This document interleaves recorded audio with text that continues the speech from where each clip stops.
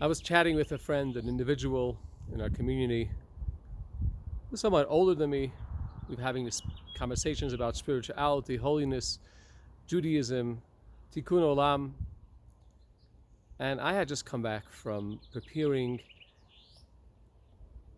a deceased person for burial, washing the tahara, cleansing, ritual cleansing, a very sacred work of the Chevra Kadisha. And I said, Richard, how about you should get involved in the Chevra Kadisha? You should help people transition from the life to afterlife. He says, no, I can't, this is not something I could do.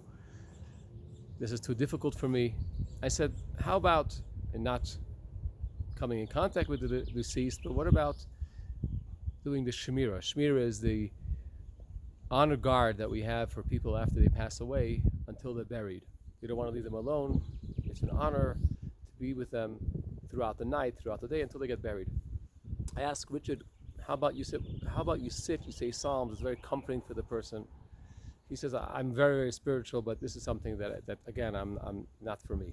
And I recalled back to the early days when I had just come out here in Santa Fe, and it was called to do a Tara. And never done it in my life. I was a young man of 27, and there was no one else to do it. So we got together a few people, and we tried our best, did our best. It was a very, of course, traumatic, difficult experience, but as time goes on, you get to see the beauty of it, the sacredness of it, the importance of it, and so on. So I was like, Richard, if you would have just overcome this idea, this perhaps a phobia of being next to somebody who is not alive or in the same area, you could have been such a help to so many people, a comforting. It reminded me of this week's Torah reading. This week's Torah reading on Shabbat we'll read the story of the spies, the 12 spies that were sent by Moses in the desert. The Jews were about to enter the land about a year and a couple of months after they came into the desert, after they left Egypt. And they were poised to go into the land, and they came to Moses and said, Moses, wait, before we actually enter the land, before we conquer the land of Canaan, let's send spies. Moses selected 12 people, and he sent them, and there was a disastrous result. They came back with a terrible report. They said, this land is a beautiful land. It flows with milk and honey, but the people are so powerful, and we saw great fortified cities. We will never be able to conquer them. All 10 out of the 12 spies came back with bad report. 2 spies, Caleb and Yehoshua, try to calm the people and tell them if God wants us, if Moses wants us, we could actually do it. We succeeded so far. God took care of us till now. He'll take care of us further.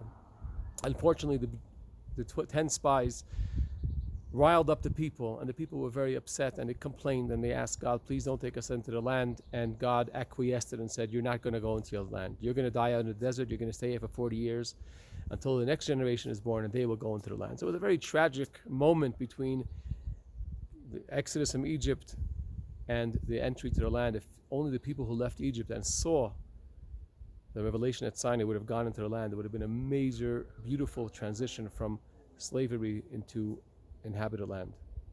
What was the issue? Why were the Jews so afraid to go into the land? Why were the spies who saw such great miracles afraid and thought that it couldn't be accomplished?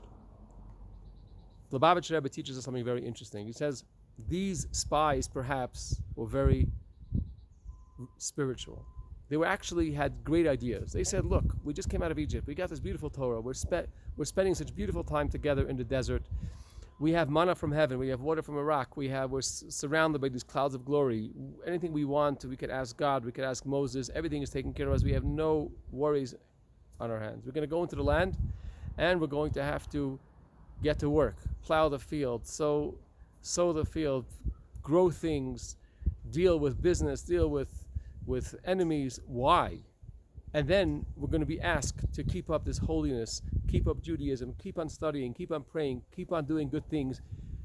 How are we going to be able to do it together? This is a material world, a difficult, challenging world. How are we going to be able to be spiritual and connected to God? But Caleb, they were wrong. And Caleb and Yeshua said they were wrong. Why were they wrong? That's a great question. Why Can't we just stay in the desert and enjoy the radiance of the holy Shekhinah, the divine presence? Enjoy life in a spiritual cocoon? And the answer is because Judaism and Torah and God want us to change the world. We have to get into everyday life. We have to overcome things that we're not so comfortable with, things that seem to be a little bit challenging. But that's where we make the greatest connection to God. Spirituality is beautiful, but spirituality, when it comes and manifests in helping another person and doing something that's a little bit challenging for us, maybe we're not so comfortable with, but go ahead, do something, take the step, because then it opens up the great vistas and opens up the greatest connections that we have. If you, and this is actually a request, now that COVID is basically over, we're all vaccinated, it's a great time to start getting back involved in the Chevra Kadisha, the Holy Society. We have a nice group here. If you feel comfortable, you're okay to learn how to prepare a deceased for burial, that's the greatest honor. Other than that, we could help with shmira, volunteer for an hour, 2 hours, 3 hours, a couple of hours overnight to be in the funeral home when the person is awaiting burial. Go to a funeral. We know it means so much to the family to see other people. We should help chaperone people to the afterlife, and of course, help people during lifetime as well.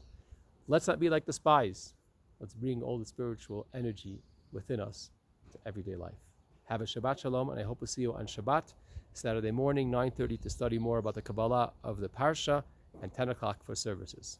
Shalom.